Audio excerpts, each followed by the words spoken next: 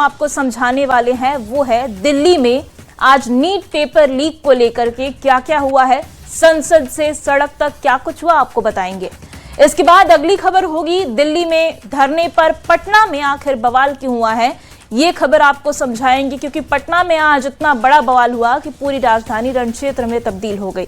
इसके बाद अगली खबर झारखंड से होगी, जेपीएससी पीटी परीक्षा को लेकर आखिर इतना विवाद क्यों हो रहा है ये आपको समझाएंगे। और आखिर में आपको समझाएंगे जो तोहफा स्वास्थ्य विभाग को मुख्यमंत्री सम्राट चौधरी ने दिया है, जो सौगात दी है उससे बिहार को क्या फायदा मिलने वाला है। तो आइए शुरू करते हैं खबरों का सिलसिला। विपक्ष के हंगामे पर जेपी नड्डा का बड़ा बयान सामने आया है। छात्रों के मुद्दे पर राजनीतिकरण ना हो ये उन्होंने अपील की है। छात्रों के मुद्दे की जांच, छात्रों का जो मुद्दा है वो जांच का विषय है। राहुल गांधी सिलेक्टिव क्यों है ये सवाल भी उन्होंने पूछा है। छात्रों के मुद्दे पर चर्चा के लिए सरकार तैयार है ये भी उनकी तरफ से बयान दिया गया है।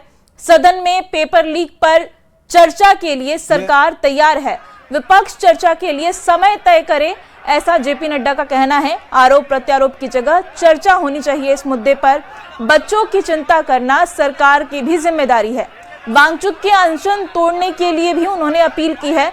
तो देखिए नीट पेपर लीक मामले पर लगातार सियासत सुलगती जा रही है और इस बीच जेपी नड्डा ने प्रेस कॉन्फ्रेंस कर कहा है कि सरकार इस मुद्दे पर चर्चा के लिए तैयार है। सदन में चर्चा के लिए सरकार पूरी तरीके से तैयार है, लेकिन इसके लिए विपक्ष को एक तारीख और एक समय तय करना पड़ेगा।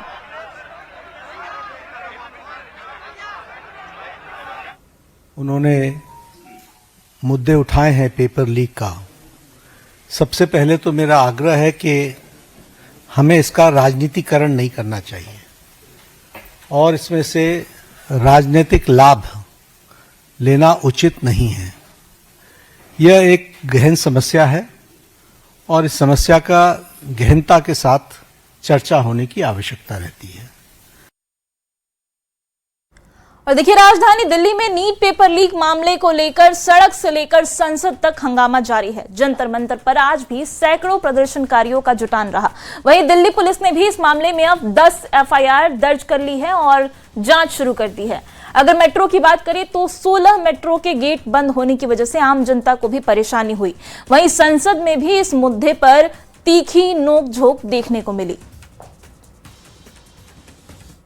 अध्यक्ष महोदय, अध्यक्ष महोदय, आपको नहीं बोलने दे रहे। अध्यक्ष महोदय, ये मुद्दा कांग्रेस, समाजवादी पार्टी, बीजेपी का नहीं है। ये मुद्दा युवाओं और छात्र नौजवानों का है। तो आपने इनको बुलवा दिया, क्या समझौता कर लिया आपने? क्या आपने क्यों नहीं बोलने दिया हमें? अध्यक्ष आपको मैंने बोलने के लिए कहा, एक मिनट प्लीज। नहीं, आपने समझौता क्यों कर लिया फिर? हम लोग का बात अखिलेश जी, नहीं, छात्र नौजवान क्या केवल? अखिलेश जी एक मिनट। नहीं अध्यक्ष महोदय, अध्यक्ष महोदय, ये पक्ष ठीक नहीं है अध्यक्ष महोदय। तो देखिए नीट पेपर लीक के खिलाफ प्रदर्शन और उसके बाद प्रदर्शनकारियों पर लाठीचार्ज का मुद्दा ये लगातार गरमाया हुआ है। दिल्ली में सड़क से लेकर के संसद तक इस पर चर्चा होती रही। और आइए अब आप खबर तो समझिए और देखिए नीट पेपर लीक मामले में दिल्ली में आज क्या क्या हुआ है ये आपको एक एक करके समझाते हैं। सबसे पहले समझिए कि संसद में क्या हुआ है। तो देखिए संसद के दोनों सदनों में भारी हंगामा हुआ है। विपक्ष ने कार्य स्थगन का प्रस्ताव लाने के साथ ही इसके जरिए चर्चा की मांग की। विपक्षी सांसदों ने काले कपड़े पहनकर संसद परिसर में विरोध प्रदर्शन भी किया। शिक्षा मंत्री के इस्तीफे और पूरे मामले की विस्तृत जांच की मांग विपक्षी सांसद कर रहे थे। केंद्रीय संसदीय कार्य मंत्री किरण रिजिजू ने इस मामले पर कहा कि सरकार चर्चा के लिए तैयार है, लेकिन चर्चा के लिए कोई तारीख या फिर जो अवधि के नियम है उसके तहत ही सरकार चर्चा करेगी। सरकार ने चर्चा के लिए हामी भरी, लेकिन विपक्ष अपनी जिद पर अड़ा रहा कि अभी ही चर्चा होनी चाहिए। समाजवादी पार्टी के नेता अखिलेश यादव ने कहा कि उन्हें बोलने का मौका नहीं दिया गया है सदन में और इसको लेकर के उन्होंने खूब हो हंगामा किया। कांग्रेस सांसद केसी वेणुगोपाल और अखिलेश यादव के बीच इस दौरान तीखी बहस भी देखने को मिली और हंगामे की वजह से सदन की कार्यवाही को बिना किसी कामकाज के आज के लिए स्थगित कर दिया गया। इधर राहुल गांधी ने प्रेस कॉन्फ्रेंस कर पुलिस की कार्रवाई की निंदा की और इसके साथ ही छात्रों पर जो लाठीचार्ज हुआ उसकी भी निंदा की। और अब आप समझिए कि दिल्ली की सड़कों पर आज क्या क्या हुआ। तो देखिए कि दिल्ली की सड़कों पर जंतर मंतर की अगर बात करें तो जंतर मंतर और उसके आसपास के इलाकों में आज भी प्रदर्शन जारी रहा। बड़े पैमाने पर हालांकि किसी नई झड़प की खबर आज नहीं आई है। दिल्ली के 16 मेट्रो स्टेशन के गेट भी बंद कर दिए गए थे, जिसकी वजह से आम जनता को काफी परेशानी हुई। प्रशासन का कहना था कि ये जो मेट्रो गेट थे वो प्रदर्शन सुरक्षा कारणों की वजह से बंद किए गए थे। अब इस मामले में प्रशासन ने क्या क्या कार्रवाई की है ये भी समझिए। तो देखिए, दिल्ली में प्रदर्शन को लेकर के अब तक 10 एफआईआर दर्ज की जा चुकी है। दिल्ली के 5 अलग अलग थानों में ये 10 एफआईआर दर्ज की गई है। इसमें 12 खंबा रोड थाना है, वहां पर 1 एफआईआर दर्ज हुई है। संसद मार्ग पुलिस स्टेशन में 4 एफआईआर दर्ज की गई है। इसके अलावा सीपी थाने में 3 और मंदिर मार्ग थाने में 1 एफआईआर दर्ज की गई है। इसके साथ ही कर्तव्य पथ पुलिस स्टेशन में भी इस प्रदर्शन के खिलाफ और जो विधि व्यवस्था खराब करने की कोशिश हुई उसके खिलाफ 1 एफआईआर दर्ज की गई है। पर यह मामला बस सड़क और संसद तक ही नहीं सिमटा, सुप्रीम कोर्ट तक प्रदर्शन और लाठीचार्ज का मुद्दा पहुंच गया। अब समझिए कि सुप्रीम कोर्ट में इस मुद्दे पर क्या कुछ हुआ। तो देखिए, एक वकील ने जनहित याचिका इस मामले में लगाई। लाठीचार्ज हुआ, उसको लेकर के जनहित याचिका वकील की तरफ से सुप्रीम कोर्ट में दायर की गई, लेकिन सुप्रीम कोर्ट ने इस मुद्दे पर तत्काल सुनवाई से इनकार कर दिया और कहा कि कोर्ट इस पर अभी सुनवाई नहीं करेगा। अब आप खबर तो समझिए, नीट पेपर लीक का मुद्दा पूरी तरीके से अब राजनीतिक हो गया है। विपक्ष इस्तीफा और जवाबदेही की मांग कर रहा है, सरकार चर्चा और जांच की बात कर रही है। दिल्ली में सुरक्षा व्यवस्था इन सब चीजों के बीच कड़ी कर दी गई है और जंतर मंतर पर प्रदर्शन लगातार जारी है। और आइए बढ़ते हैं अगली खबर की ओर। बिहार में बीजेपी और कांग्रेस के बीच जारी घमासान अब चरम पर पहुंचता दिख रहा है। पटना में बीजेपी के नेताओं पर हमला बोला गया। बीजेपी का आरोप है कि कांग्रेस की ओर से ये हमले करवाए गए हैं। 2 तस्वीरें आपके टेलीविजन स्क्रीन पर हैं। सहकारिता मंत्री रामकृपाल यादव के आवास के बाहर खड़ी बीजेपी नेताओं की गाड़ियों पर हमला बोला गया है और आरोप है कि यह हमला कांग्रेस के कार्यकर्ताओं ने किया था। इसमें गाड़ियों को काफी नुकसान पहुंचा है। वहीं भागलपुर विधायक रोहित पांडे के काफिले पर भी हमला बोला गया, जिसमें विधायक रोहित पांडे को गंभीर रूप से चोट लगी है और उनका इलाज फिलहाल किया जा रहा है। इसके साथ ही विधायक विनय बिहारी पर भी हमला करने की खबर सामने आई है। तो देखिए, 2 तस्वीरें आपकी स्क्रीन पर दिखा रहे हैं। एक तरफ जो तस्वीर है वो बीजेपी नेताओं की गाड़ियों की तस्वीर है, जिस पर आरोप है कि कांग्रेस के कार्यकर्ताओं ने हमला किया, और दूसरी तस्वीर जो घायल नेता अस्पताल में भर्ती है।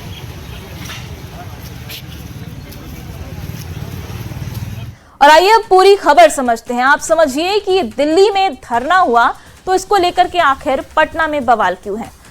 तो पूरी खबर आपको विस्तार से समझाते हैं। 21 जुलाई को राहुल गांधी ने दिल्ली में धरना दिया था। छात्रों पर लाठीचार्ज जो हुआ दिल्ली के जंतर मंतर पर, उसके विरोध में राहुल गांधी ने प्रधानमंत्री आवास के बाहर धरना दिया। अब राहुल गांधी के धरने के विरोध में बीजेपी का विरोध प्रदर्शन आज पटना में देखने को मिला। पटना स्थित कांग्रेस मुख्यालय के बाहर बीजेपी ने हंगामा किया। बीजेपी और कांग्रेस के कार्यकर्ता इस हंगामे के दौरान आमने सामने आ गए और दोनों में भिड़ंत हो गई। दोनों ओर से पथराव हुआ और लाठी डंडे से हमले किए गए, ऐसी खबर सामने आई। और प्रदर्शन के दौरान बीजेपी एमएलए के काफिले पर भी हमले की बात सामने आई। प्रदर्शन के दौरान बिहार बीजेपी के कई नेता भी घायल हो गए। घायल नेता इलाज के लिए अस्पताल में भर्ती कराए गए।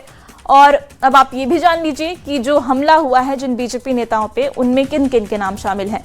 तो देखिए, बीजेपी का जो दावा है उसके मुताबिक राकेश ओझा पर हमला हुआ है, रोहित पांडे पर हमला हुआ है, इसके अलावा विनय बिहारी, घनश्याम ठाकुर और इसके साथ ही दर्जनों बीजेपी कार्यकर्ताओं के सिर फटने का आरोप भी लगा है। वहीं कांग्रेस भी कह रही है कि हमारे भी कई कार्यकर्ता इस हमले में घायल हुए हैं और इस हमले पर अब आरोप प्रत्यारोप भी लगने शुरू हो गए हैं। बीजेपी ने कहा है कि कांग्रेस के गुंडों ने बीजेपी पर हमला किया, जबकि कांग्रेस का आरोप है कि सदाकत आश्रम पर पहले बीजेपी ने हमला किया था। बीजेपी का कहना है कि कांग्रेस नेता लाठी डंडे लेकर पहले से ही सदाकत आश्रम में खड़े थे, तो कांग्रेस का आरोप है कि बीजेपी नेता हमले की तैयारी करके पहुंचे थे और कांग्रेस ने बस उसका जवाब दिया है। अब आप खबर तो समझिए, विरोध प्रदर्शन में आखिर लाठी डंडे कहां से आए, क्योंकि विरोध प्रदर्शन तो बिना लाठी डंडों के भी हो सकता है। राजनीतिक गरिमा के साथ इस तरीके से राजधानी पटना में आखिर खिलवाड़ क्यों किया गया है, ये जनता भी सवाल पूछ रही है। और सवाल ये भी है कि कानून बनाने वालों को क्या कानून का ख्याल तक नहीं आया। और आइए इसी के साथ बढ़ते हैं अगली खबर की ओर। रांची की सड़कों पर भी आज जमकर घमासान हुआ। जेपीएससी कार्यालय से लेकर कांग्रेस दफ्तर तक बीजेपी ने जमकर विरोध प्रदर्शन किया। जेपीएससी की 14वीं पीटी परीक्षा के रिजल्ट में अनियमितता को लेकर भारतीय युवा मोर्चा के नेतृत्व में कार्यकर्ताओं ने जेपीएससी कार्यालय का घेराव किया। पुलिस और बीजेपी कार्यकर्ताओं में धक्का मुक्की हो गई। हालांकि सुरक्षा बलों ने सभी कार्यकर्ताओं को जेपीएससी दफ्तर के बाहर से हटा दिया। जेपीएससी के खिलाफ प्रदर्शन को लेकर बीजेपी के कार्यकर्ता और नेता जो है आज जेपीएससी कार्यालय के गेट पर पहुंचे और देख सकते हैं एक होर्डिंग जो है वो टांग दिया गया है यहाँ पर और उसमें लिखा गया है जेपीएससी का क्या रेट है। खासतौर से बात करें तो जिस तरह से रिजल्ट में अनियमितता का आरोप लगा है उसे देखते हुए बीजेपी जो भाजयुमो के नेता हैं उनके द्वारा ये पूरा प्रोटेस्ट किया जा रहा है। पुलिस के द्वारा जो बैरिकेडिंग लगाई गई थी उसे तोड़ा गया और फिर अब जो है वो सीधे गेट के समक्ष आ चुके हैं और ये जो तस्वीरें हैं वो जेपीएससी कार्यालय के गेट की है जहां पर भारी संख्या में जो बीजेपी के कार्यकर्ता हैं वो पहुंचे हुए हैं और जाहिर तौर पर तमाम जो लोगों का कहना है कि जिस तरह से यहाँ पर ये चीजें हुई हैं जो जेपीएससी में अनियमितता हुई है वो कहीं ना कहीं गलत है और इसी के खिलाफ उनके तरफ से ये आंदोलन या फिर कहें तो प्रोटेस्ट है वो यहाँ पर देखने को मिल रहा है। हम आपको बात करने की भी कोशिश करेंगे। क्या आरोप है जेपीएससी के जिसके खिलाफ आप लोग यहाँ पहुंचे? देखिए जेपीएससी में और देखिए झारखंड में जेपीएससी परीक्षा में गड़बड़ी को लेकर के प्रदर्शन देखने को मिला और आइए अब आपको पूरी खबर समझाते हैं। जेपीएससी पीटी परीक्षा को लेकर इतना विवाद क्यों हो रहा है, सबसे पहले ये समझिए। 14वीं जेपीएससी पीटी परीक्षा पहले दिन से ही विवादों के घेरे में है। पहले परीक्षा के प्रश्न पत्र में अनुवाद में गलतियां मिली, बाद में परीक्षा का रिजल्ट आया तो विवाद और भी गहरा हो गया। रिजल्ट पर आयोग के 3 सदस्यों का हस्ताक्षर ही नहीं था। रिजल्ट के साथ कट ऑफ अंक भी सार्वजनिक नहीं किए गए थे। इसको लेकर फिर से विवाद बढ़ गया। अंक सार्वजनिक नहीं करने पर अभ्यर्थियों ने आपत्ति जताई। अब परीक्षा संचालन करने वाली एजेंसी सवालों के घेरे में आ गई है। एजेंसी के यूपी में ब्लैकलिस्ट होने की जानकारी भी सामने आई तो मामला और भी गंभीर हो गया। जानकारी सामने आने के बाद छापेमारी की कार्रवाई शुरू की गई और अब इस मामले में अभी तक क्या कुछ हुआ है ये समझिए। 14वीं जेपीएससी परीक्षा में गड़बड़ी के आरोप सबसे पहले तो सामने आए। झारखंड सरकार ने आरोपों पर सख्त रुख अपनाया। सरकार ने जेपीएससी की जांच के आदेश दे दिए और हर तरीके से हर एंगल से जांच करने की बात कही गई। झारखंड सीआईडी और रांची पुलिस ने मिलकर इस मामले की जांच शुरू की। इसमें छापेमारी शुरू की गई। जेपीएससी कार्यालय समेत 6 लोकेशन पर छापेमारी की गई और इसी दौरान जेपीएससी अध्यक्ष एल खियांगते ने इस्तीफा दे दिया। परीक्षा कराने वाली एजेंसी टीडीपीएल का ऑफिस भी सील कर दिया गया और आज पूर्व कंट्रोलर श्वेता गुप्ता समेत 4 लोगों को हिरासत में ले लिया गया। बीजेपी ने अनियमितता को लेकर के मशाल जुलूस निकाला और रांची में जेपीएससी कार्यालय तक प्रदर्शन किया। जेपीएससी की deputy exam controller Shweta Gupta सहित 5 लोगों को गिरफ्तार किया गया। परीक्षा कराने वाली एजेंसी टीडीपीएल के अधिकारी भी अब जांच के घेरे में आ गए हैं। जेपीएससी की मेन परीक्षा इसके साथ ही अगले आदेश तक के लिए स्थगित कर दी गई है। अब समझिए कि जेपीएससी के खिलाफ आखिर इतना आक्रोश क्यों है। जेपीएससी परीक्षा में गड़बड़ी का ये कोई पहला मामला नहीं है। इससे पहले भी कई बार गड़बड़ी के मामले आए। 11 पुरानी भर्ती परीक्षाओं की जांच इस जेपीएससी से रिलेटेड पहले से ही जारी है और सीबीआई इस मामलों की जांच कर रही है। हाल ही में आयोजित नई 6 जो नियुक्ति परीक्षाएं थी उनमें भी गड़बड़ियों का आरोप लगा है। करीब 2 दशक में जेपीएससी की 11 परीक्षाओं पर सवाल उठ रहा है। अब बार बार जब गड़बड़ी हो रही है तो इस बार बार होने वाली गड़बड़ी को लेकर लोगों में आक्रोश है। और आइए अब रुख करेंगे अगली खबर का। मुख्यमंत्री सम्राट चौधरी ने बिहार को स्वास्थ्य के साथ पर्यटन क्षेत्र में बड़ी सौगात दी है। सीएम ने पटना में भद्र घाट, महावीर घाट और नौजर घाट के सौंदर्यीकरण और आधुनिकीकरण कार्य को लेकर लोकार्पण किया। साथ ही मुख्यमंत्री ने गुरु गोविंद सिंह सदर अस्पताल परिसर में करीब 38 करोड़ रुपए की लागत से बने 100 बेड के अत्याधुनिक अस्पताल का लोकार्पण किया। ये रिपोर्ट देखिए, फिर खबर तो समझिए।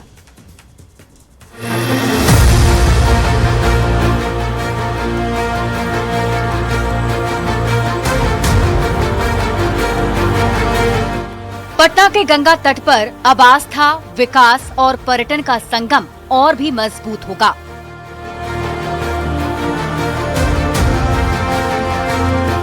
रिवर फ्रंट के विकास से न सिर्फ धार्मिक आयोजन के दौरान भीड़ प्रबंधन आसान होगा, बल्कि पूरे साल स्थानीय लोगों और पर्यटकों को भी बेहतर वातावरण और सुविधाएं मिलेंगी। नगर निगम का कहना है कि इन आधुनिक घाटों से पटना के रिवर फ्रंट की पहचान और भी मजबूत होगी।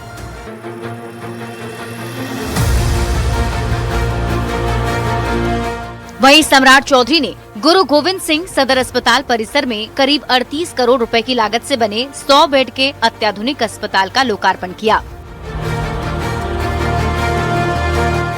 अस्पताल में 24 घंटे इमरजेंसी सेवा, 30 बेड का ICU, surgery, medicine, ortho, gynae, urology सहित कई विभाग की सुविधा उपलब्ध होगी। साथ ही PPP मोड पर डायलिसिस सेवा भी शुरू किया गया है।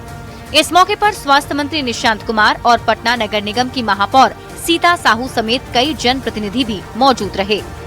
गंगा किनारे इन तीनों घाटों के आधुनिकीकरण से जहां श्रद्धालुओं को सुरक्षित और बेहतर सुविधाएं मिलेंगी, वहीं पटना का रिवर फ्रंट भी अब नए स्वरूप में नजर आएगा। साथ ही चिकित्सा के क्षेत्र में बड़े बदलाव की शुरुआत हो रही है, जिससे बिहार में विकास को एक नई गति मिल रही है। पटना से न्यूज़ 18 के लिए विनीता मिश्रा की रिपोर्ट। तो देखिए, स्वास्थ्य विभाग को मुख्यमंत्री सम्राट चौधरी ने काफी सारी सौगात दी हैं और आइए अब खबर तो समझते हैं। सबसे पहले आप ये समझिए कि सरकार ने स्वास्थ्य विभाग को क्या क्या सौगात दी है। गुरु गोविंद सिंह अस्पताल में नए भवन का उद्घाटन मुख्यमंत्री सम्राट चौधरी ने किया है। मुख्यमंत्री सम्राट चौधरी ने ये उद्घाटन किया और 38 करोड़ की लागत से भवन का निर्माण कराया गया है। इसके अलावा पटना एम्स में हाईटेक सर्जिकल आईसीयू का उद्घाटन किया गया है। अररिया सदर अस्पताल में वेंटिलेटर सहित मुफ्त आईसीयू की सुविधा की शुरुआत की गई है। शिवहर सदर अस्पताल में भी 5 बेड वाले आईसीयू का लोकार्पण किया गया। इसके अलावा लखीसराय और गोपालगंज के सदर अस्पतालों में भी आईसीयू की शुरुआत की गई है। और इसके साथ ही आपको बता दें कि 25 अनुमंडलीय अस्पतालों में निःशुल्क डायलिसिस सेवा भी शुरू की गई है। अब समझिए कि गुरु गोविंद सिंह अस्पताल, जिसके नए भवन का मुख्यमंत्री सम्राट चौधरी ने उद्घाटन किया है, उसमें क्या क्या सुविधाएं होने वाली हैं। तो देखिए, अस्पताल में 105 नए आईसीयू बेड की सुविधा होगी। इसके अलावा 24 घंटे इमरजेंसी सेवा भी इस अस्पताल में मौजूद रहने वाली है और डायलिसिस सर्जरी की आधुनिक सुविधा भी इस अस्पताल में होने वाली है। अब समझिए कि गुरु गोविंद सिंह अस्पताल में डायलिसिस सुविधा बिहार के लोगों के लिए क्यों इतनी बड़ी राहत और खुशी की खबर है। सबसे पहले आपको समझना पड़ेगा कि डायलिसिस आखिर होता क्या है। देखिए, जीजीएस अस्पताल में डायलिसिस की सुविधा शुरू हो गई है। डायलिसिस एक जीवन रक्षक चिकित्सा प्रक्रिया है जो कि खराब किडनी वाले मरीजों का ऑपरेशन किया जाता है, उसको कहते हैं, और खून से इस प्रोसेस में गंदगी को छानकर बाहर निकाला जाता है। और इसके साथ ही सरकार ने कई जिलों में आईसीयू की भी शुरुआत की है। तो ऐसे में समझना जरूरी है कि आईसीयू आखिर क्या होते हैं। देखिए, आईसीयू का मतलब होता है, फुल फॉर्म होता है इंटेंसिव केयर यूनिट। अस्पताल का एक ये विशेष वार्ड होता है जिसमें गंभीर रूप से बीमार मरीजों को 24 घंटे कड़ी निगरानी में रखा जाता है। 24 घंटे यहाँ पर प्रशिक्षित डॉक्टर और नर्सों की टीम मौजूद रहती है जो मरीजों की निगरानी करती है। मरीजों को सपोर्ट देने के लिए विशेष मशीन भी इस आईसीयू में लगी होती है, जैसे कि वेंटिलेटर होता है, डिफाइब्रिलेटर होता है, मॉनिटर होता है। ऐसी अत्याधुनिक मशीनें इस आईसीयू में लगी होती हैं। अब ये भी जान लीजिए कि आईसीयू में इलाज किसका कराया जाता है। तो देखिए, अगर कोई गंभीर दुर्घटना का शिकार हो गया, उसका इलाज होता है। हार्ट अटैक के मरीजों का इलाज आईसीयू में होता है। किसी को लकवा मार दिया तो उसको भी आईसीयू में भर्ती कराते हैं। किसी की कोई बड़ी मेजर सर्जरी होने वाली है तो उसे भी आईसीयू में भर्ती कराया जाता है। और इसके अलावा सांस की बीमारी से जो मरीज जूझ रहे होते हैं उनका इलाज भी आईसीयू में कराया जाता है। अब आप खबर तो समझिए कि नई सुविधाओं से बिहार की जनता को क्या लाभ मिलेगा। तो देखिए, इलाज के लिए लाखों रुपए खर्च नहीं करने होंगे। गंभीर मरीजों के इलाज के लिए दूसरे राज्य में नहीं जाना होगा। जीवन रक्षक सुविधाएं सरकारी अस्पताल में निःशुल्क मिलेगी। स्वस्थ बिहार से विकसित बिहार को मजबूती मिलेगी। और इसके साथ ही खबर तो समझिए, मैं अभी के लिए इतना ही, लेकिन न्यूज़ 18 बिहार झारखंड पर खबरें लगातार जारी हैं।